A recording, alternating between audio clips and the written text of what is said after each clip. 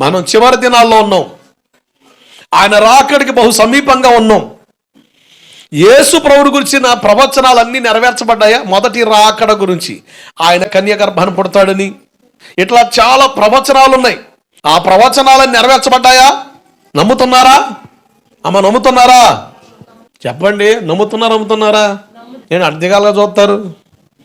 నమ్ముతున్నారా? నెరవేర్చబడ్డాయి కదా. రెండవ రాకడ గురించి కూడా ప్రవచనాలు ఉన్నాయా?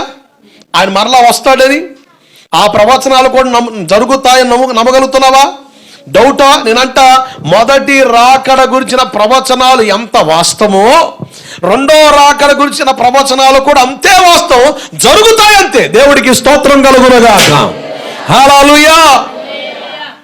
ఓ చక్కని అనుభవాన్ని నేర్పే చక్కని సాదృశ్యకరమైన విధానం క్రిస్మస్.